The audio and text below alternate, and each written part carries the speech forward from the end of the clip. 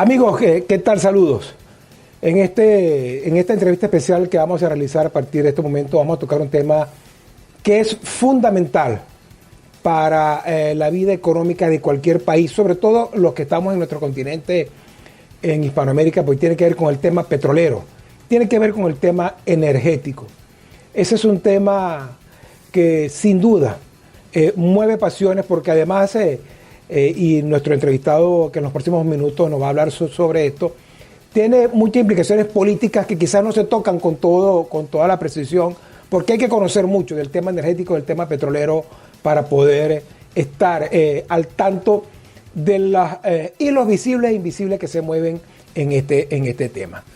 Está con nosotros, ya lo tenemos allí en imagen, a Eleodoro Quintero. Eleodoro Quintero es analista energético, un hombre que ha formado parte en las distintas ramas petroleras energéticas en Venezuela, ha sido embajador de los PEP de ese país. De manera que con Eleodoro estoy seguro que nos va a dar una visión técnica y política, Eleodoro, sobre este tema, porque quiero comenzar sobre ese tema. Todos estos temas tienen mucho de trasfondo político que quizás no se tocan con toda la profundidad del caso.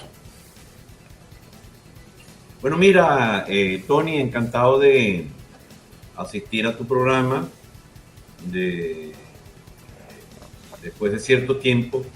Y bueno, un saludo a la audiencia que nos escucha y nos atiende de cara a las conversaciones que vayamos a tener sobre este tema, ¿no? En primer lugar, tenemos que entender o apreciar que desde el mes de febrero del año pasado hubo un cambio en el orden global, más allá de la energía, por la invasión terrestre que tuvo Rusia sobre Ucrania.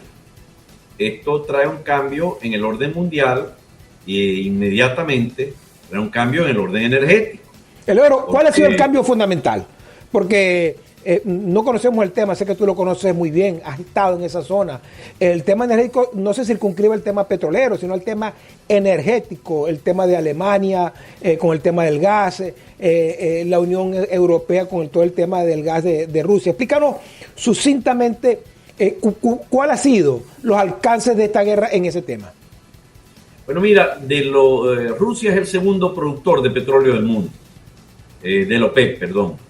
Y Rusia produce aproximadamente entre 10 y 11 millones de barriles, de los cuales 5 o 6 iban a la exportación mundial y ya dejan por sanciones instantáneas que impone la Unión Europea y los Estados Unidos de pasar a ser parte de posibles exportaciones para Occidente.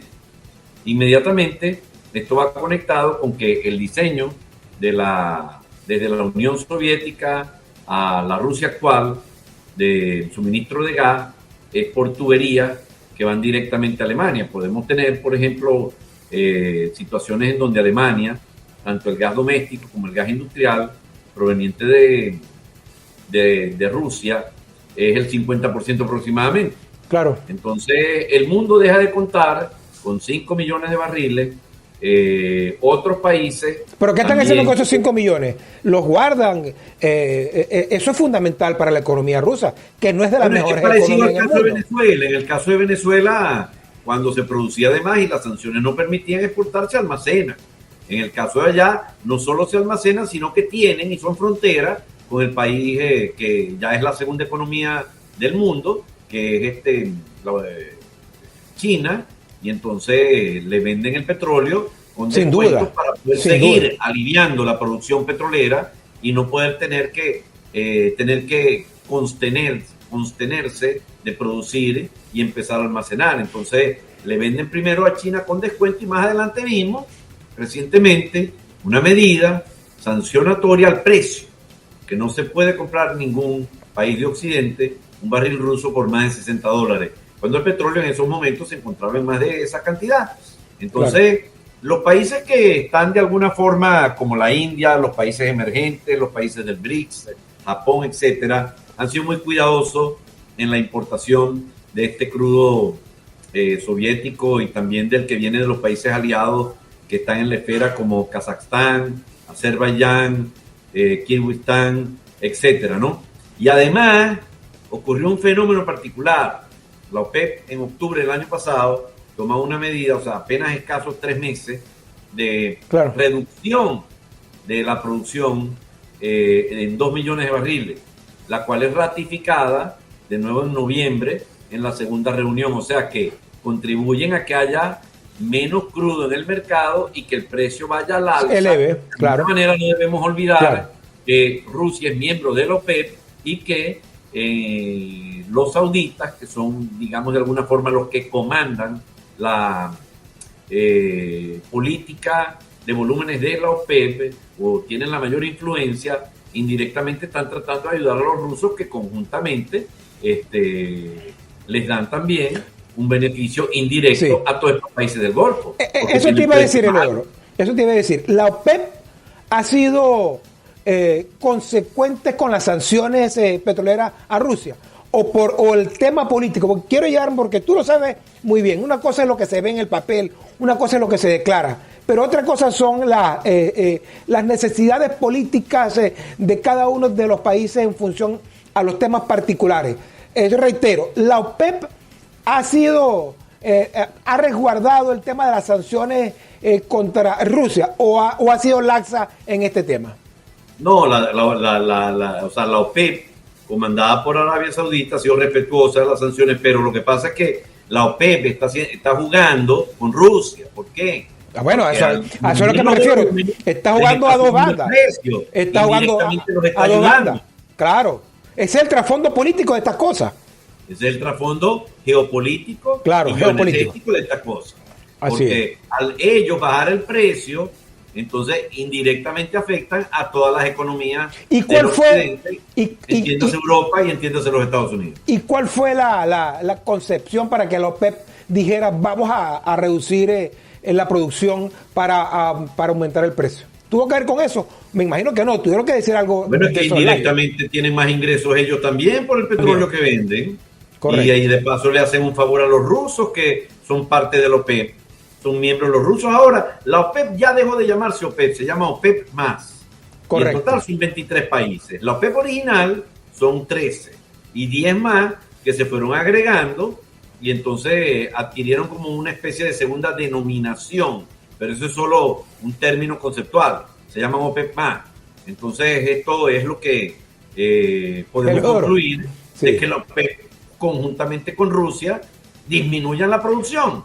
Bueno, Rusia está exportando menos, entonces puede producir menos y con la medida de disminución de producción pueden también obtener más precios del poco petróleo que venden. Sin comprometerte, porque sé que tú a veces no puedes, por tu cargo, por tu estatus, por tu trabajo, no puedes comprometerte políticamente muchas cosas, pero aquella concepción que entonces hizo Pérez Alfonso en los años 70 de la OPEP cambió. El concepto para que era la OPEP con la entrada de Rusia, con la entrada de estos países, cambia el concepto para lo que nació la OPEP. Yo creo que sí, en particular. Déjame decirte que yo creo que sí. Sí, claro, por supuesto, porque los tiempos cambian y los tiempos evolucionan. En aquella época no había la globalización y no había una cooperación. El gas no había tomado el rol. El 80% del petróleo que se exportaba en el mundo era de la OPEP. Ahora es el 40%. Las guerras de los 7 días y Yom Kippur y el embargo hicieron que Europa y los Estados Unidos tomaran medidas energéticas para ser más eficientes en el uso del petróleo. Entonces, claro, todo esto fue evolucionando. Lo importante de Pérez Alfonso es que cuando crea la OPEP en los 60 y después se reactivan los precios en los 70, era obtener un mayor ingreso a los países dueños del recurso, que no estaba no estaba ocurriendo así por parte de las compras de las entonces llamadas compañías transnacionales, que ahora son las mismas, pero se llaman internacionales. Ese es el argot, porque las compañías transnacionales eran las concesionarias, que las había en Venezuela y todos los países de Venezuela. Las compañías internacionales son las que ahora están integradas de socias en todos los países de la OPEP, en distintos proyectos de petróleo, gas, carbón y más. ¿Tiene sentido el concepto político de la OPEP de aquel momento ahora? ¿No habría que rediseñar y recambiar la OPEP bajo otro término? No, chicos, la OPEP a lo que se tiene que dedicar, y aquí hay, meto un punto de inflexión y un cambio de tema, es a proteger al petróleo como tal. Pero que no lo hace, no lo hace. No lo hacen en todos sus términos. Espérate. Tienen que proteger al petróleo como la fuente de energía más conveniente que hay en el mundo. Primero, porque la OPEP primaria tiene el 80% de las reservas de petróleo. Y segundo, porque el petróleo es la fuente de energía más fácil de transportar, la más barata, la menos peligrosa y la más conveniente y de mayor rendimiento en líneas generales, y no es excluyente de ningún otro tipo de energía. Los fósiles, pero primero el petróleo y después el gas, mientras haya las tecnologías para que no afecten la capa de ozono y el subsuelo con el fracking en los Estados Unidos, debe dedicarse a defender al petróleo y a no tocar tantos otros temas que haya venido dedicándose como fuente de energía en Europa y en los países mayores consumidores de petróleo. El oro, pero es que esos temas han sido políticos, y es a lo que me refiero. En su momento, sin dejar de lado el tema político, pero la OPEP nació para hacer músculo entre los productores más importantes de petróleo ante otros aspectos. Pero es que ahora yo siento que se hace músculo también político con la OPEP, que en su momento no era lo primario. Y ahora siento que la OPEP, y esa OPEP más como tú lo explicas claramente, sí tiene un músculo político para lo cual en su momento no fue creada la OPEP. Bueno, mira, en un principio la OPEP fue creada para la reivindicación de lo que llamaban la toma de la parte de la fracción del precio del barril. Y eso tomó más o menos 10 años en lograrse, porque las compañías transnacionales se llevaban el crudo de todos los países miembros de aquella OPEP, y le quedaba a los países aproximadamente lo que llamaban el takeover, que era como el 30, 40. Entonces de ahí vino que si el 50-50 y la cosa. Pero hay muchos usos colaterales. Cuando vino la época del embargo, en donde los Estados Unidos apoyó a Israel, hubo un embargo de todos los países de la OPEP a los países de Europa y los Estados Unidos. Eso no tiene nada que ver con los objetivos de la OPEP. Ese es mucho más agresivo y ese es mucho más geopolítico que lo que está ocurriendo hoy. Y lo que hizo la OPEP tímidamente fue darle una ayuda a Rusia con una reducción que no era necesaria para el momento en octubre del año pasado. Pero que sí lo hacía a través del tiempo. De 2 millones de barriles para subirle un poquito el precio al petróleo y ayudar a los rusos. Pero así lo ha sido, Eleodoro, porque tú sabes muy bien, mejor que yo, que la economía rusa no es de las mejores, no es de las más bollantes en el mundo. Tiene muchas debilidades y esto ayudó de alguna manera.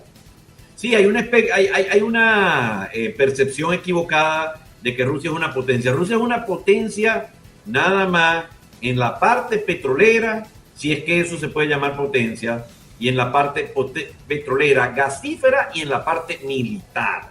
De resto, la Rusia de Yeltsin, que fue una Rusia de transición, correcto, y la Rusia de Putin, que fue una Rusia de consolidación de un esquema actualizado y modernizado de lo que fue en otra época el esquema soviético, y que es lo que él busca. Yo estoy aquí, yo soy el con mis países aliados, y aquí no se mete nadie. Y esta lucha de Ucrania por vincularse a Occidente inició hace más de 10 años, sí, con el presidente Yushchenko, que fue envenenado y se salvó de casualidad, y siempre había un partido en Ucrania prosoviético y uno prooccidental. Siempre Ucrania quiso ser parte de la OTAN, y resulta que Putin decía que si Ucrania se hacía miembro de la OTAN iba a haber consecuencias devastadoras. Y ahora lo está volviendo.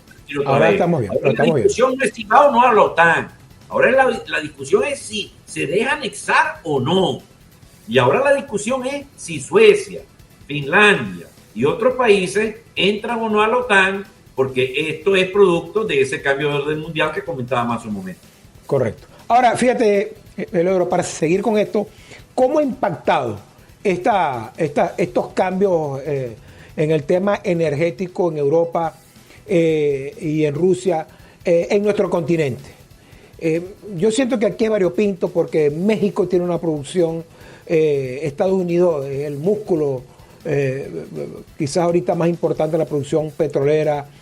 Venezuela ha sido sancionada, sin embargo ha tenido algunas posibilidades, ahora ya aprobado también por los Estados Unidos por el tema de las sanciones.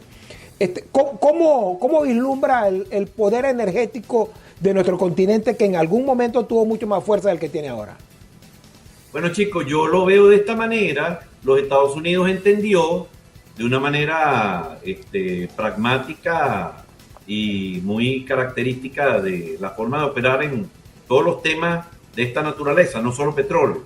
Mira, la invasión de Ucrania, son pragmáticos como muchos países. Son pragmáticos. La invasión de Ucrania ocurrió el 24 de febrero del año pasado. Y el 10 de marzo, o sea, a 14 días de la invasión de Ucrania, estaban aquí en Venezuela una comisión conformada por James Sori, por Juan González y Carstens, reuniéndose sin haber hablado con el entonces existente gobierno interino y su cabeza Juan Guaidó, directamente a lo que ellos han llamado el jefe del régimen, porque venían a hablar indirectamente, claro, de la situación petrolera, porque así sea que Venezuela produzca 200.000 barriles más, eso es importante. Siempre hacen falta. Los 200.000 barriles más para Estados Unidos. Siempre hacen falta. A propósito que hablaste de la geopolítica regional, mira, Colombia no exporta nada. Bajó de 900.000 barriles día a 700. La otra república que tiene más propaganda que no joda que el mismo universo, que es Guyana, son todos los proyectos, hermano, ahí no se está exportando nada. México va palo abajo con este gobierno. Ecuador el mínimo y no está, y el otro que es Ecuador que se ha mantenido, tiene el problema que nada más le puede dar crudo a la costa oeste de los Estados Unidos porque se encuentra en la costa pacífica. De manera que sin duda, Eleodoro, no sé si coincides conmigo, que uno quiera o no, pero los Estados Unidos, no sé si se les habrá torcido el brazo, pero los intereses geopolíticos los ha llevado a tener que negociar nuevamente con Venezuela, rediseñar el planteamiento con México, porque también en cada país... Yo no diría rediseñar, sino retomar, porque la última reunión en México fue el 21 de agosto del año 21. No se había vuelto a dar ninguna otra reunión, y la siguiente reunión se dio recientemente a finales de noviembre del año 22. Y en esa reunión, lo cual estaba en agenda desde hacía ya, estaba en agenda para cuando volvieran a reunirse, estaba la aprobación de unas licencias que hicieron su respectiva petición al Departamento del Tesoro de los Estados Unidos de 5 empresas, fundamentalmente todas americanas, donde está la Schlumberger, que es la empresa de servicio y asistencia de producción más grande que hay en el mundo, que ni la mencionan, porque la única empresa que mencionan es a Chevron. Pero hay un caso muy interesante. Fíjate que Citgo valía aproximadamente, antes de la invasión de Ucrania, como no es una compañía que corre en los mercados bursátiles, son las calificadoras tipo Fitch, Moody's, las que hacen la valorización. La evaluación.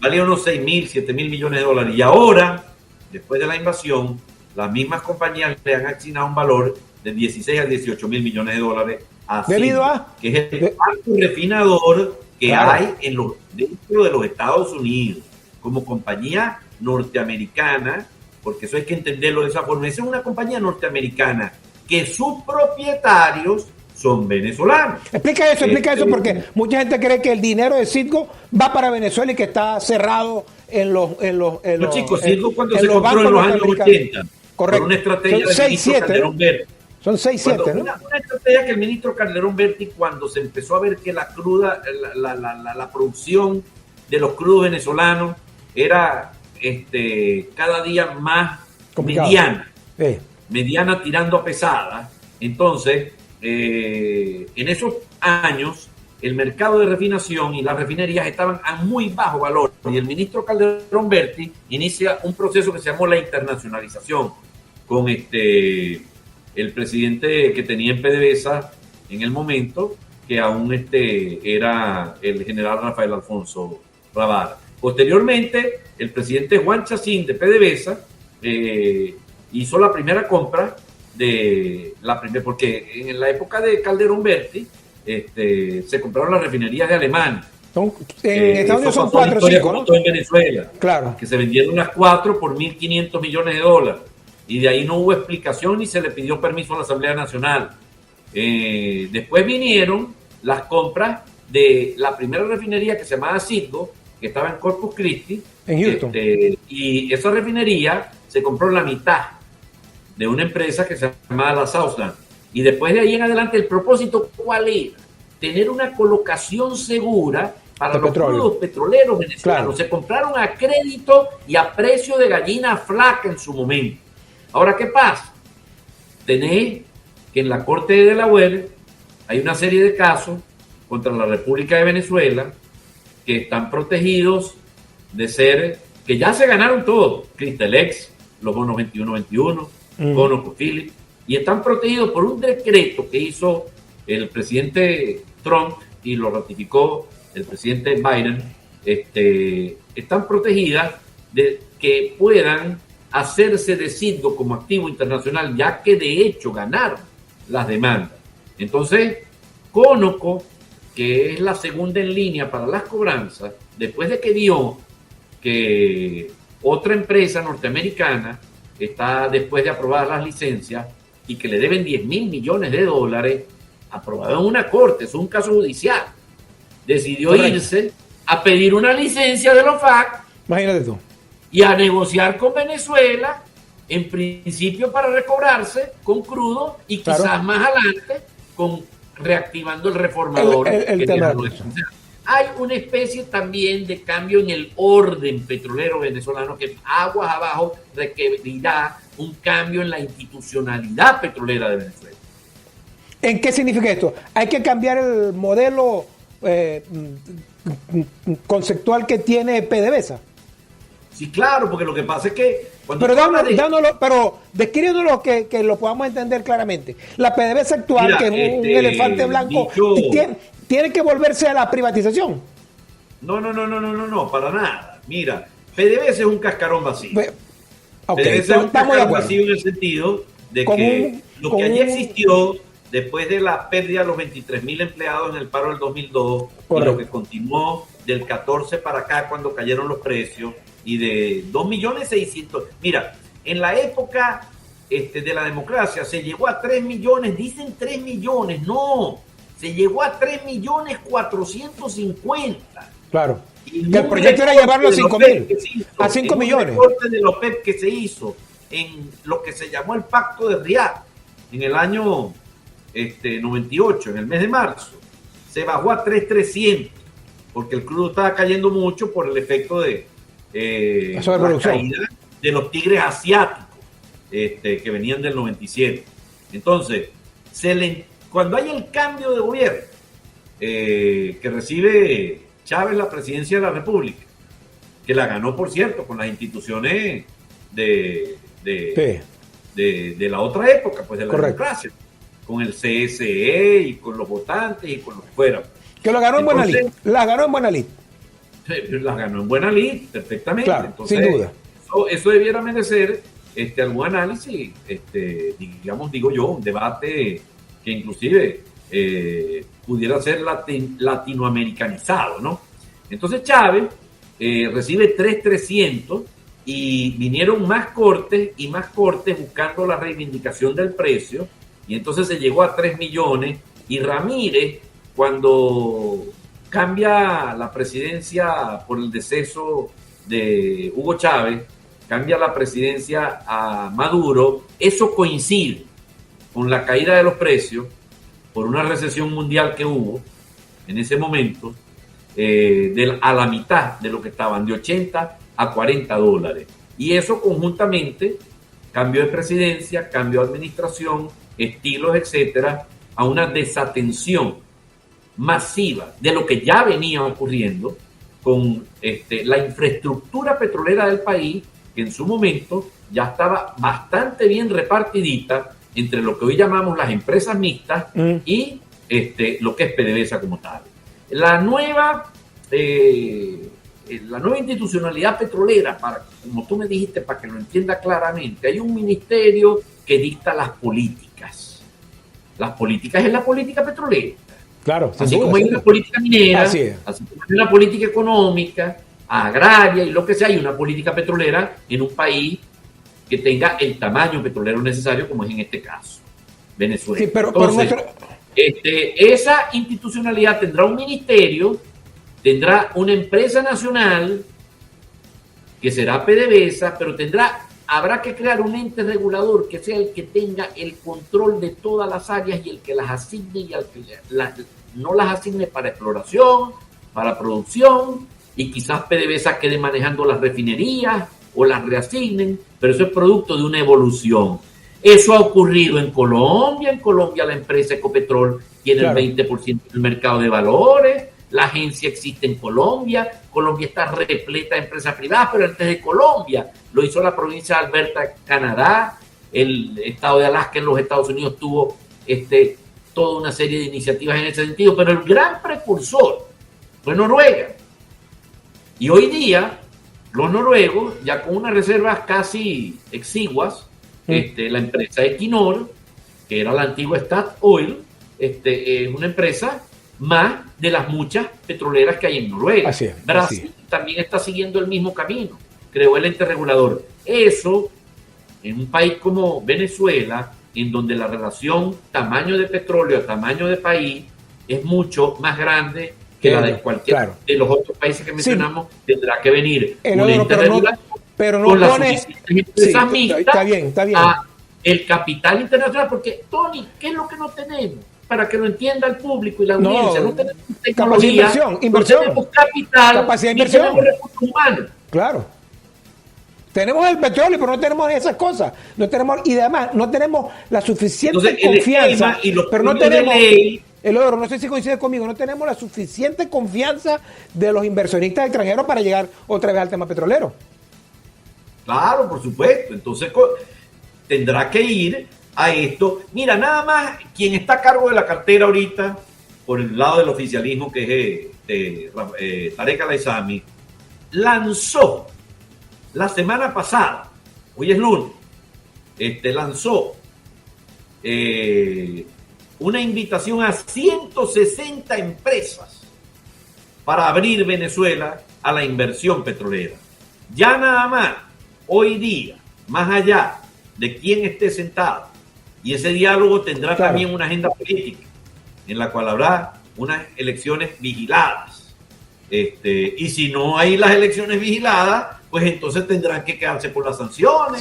Y simplemente, en vez de 8 millones de personas, podría haber dentro de 4 años 12, 13, 14, hasta que el país quede siendo prácticamente un reducto de personas que simplemente se quedaron aquí y ellos haciendo nada. Pues. Eduardo, nos quedan 2 minutos. El tema de las sanciones por parte de los Estados Unidos contra Venezuela en el tema petrolero y esta apertura vigilada, vamos a decir de alguna manera, no es el nombre exacto, pero para podernos explicar, esta apertura que está haciendo, estas concesiones que está dando sobre el tema sancionatorio Estados Unidos contra Venezuela, ¿tú sientes que a qué plazo podrá sentirse en Venezuela que esta producción petrolera se sienta en la gente, en las calles? ¿O eso no va a ser así? ¿O es solamente ese dinero es el que se le debe a Chevron? Vamos a establecer un paralelismo, ¿no?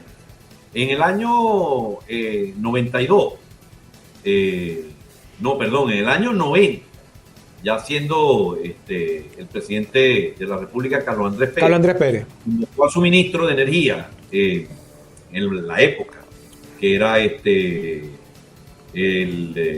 ministro correspondiente del momento, y le pidió que se utilizara el artículo 15 para que en aquellos campos en donde PDVSA no tenía el dinero, Celestino Armas, por cierto, el dinero para invertir, entonces se hicieran unas rondas de campos marginales. De allí a la primera ronda, la segunda ronda, utilizar el artículo 15, empresas que llamaron asociaciones estratégicas de la faja.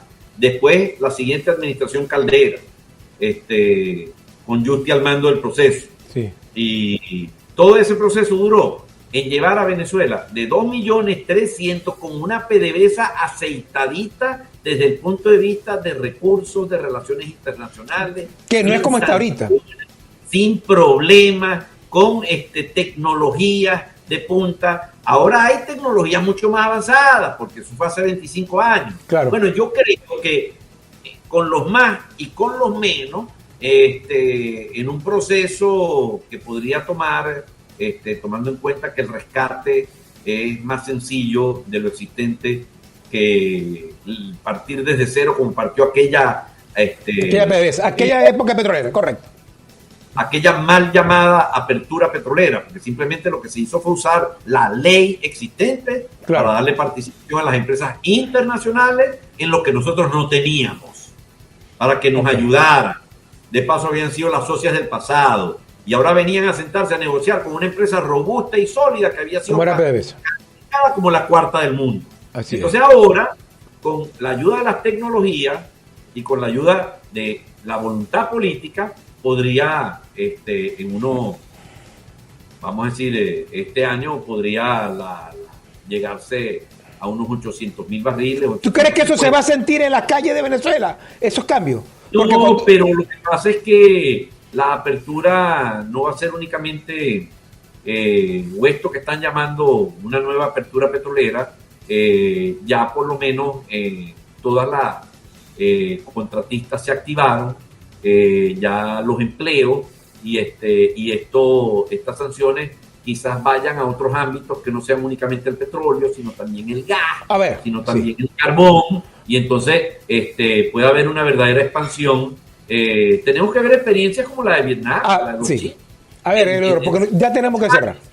Hicieron, vamos a decir, prácticamente revoluciones económicas en los países. Pues. Esperemos, y tienen en las manos cualquier instancia que esté al frente del gobierno sin la sanción y sin las limitaciones, el poder llegar a eso. Está bien, nos tenemos que despedir. Porque yo te decía esto porque en la época de la bonanza petrolera en Venezuela, que yo la llegué a vivir, tú tenías a Carlos Andrés Pérez con aquella cosa petrolera y tú sentías el petróleo en la calle.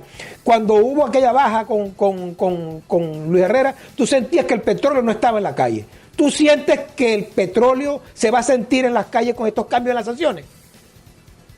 Bueno, chicos, depende de cómo lo usen, ¿no? Porque acuérdate que está la tesis hay una tesis que usó, digamos, los dos, si se quiere, próceres, opinadores y diseñadores de lo que fue el modelo petrolero. Correcto. O de lo que pudo haber sido el vaivén de las opiniones petroleras del siglo pasado, Uslar Pietri y Pérez Alfonso. Uslar Pietri lo que decía era que se usara la renta para usar otros ventajas comparativas de Venezuela en otras industrias para producir, como las de el hierro, el carbón, el aluminio, la siderúrgica. Después vino la industria mediana de Valencia, después vino la industria correcto. etcétera. Y la tesis de Pérez Alfonso, que era simplemente tener la renta para transferirse a los venezolanos en servicios públicos. Yo creo que la combinación de estas dos tesis ¿se va a sentir ahora? ¿Y tú crees que se puede sentir? Del gobierno, porque el dinero lo puedes tener.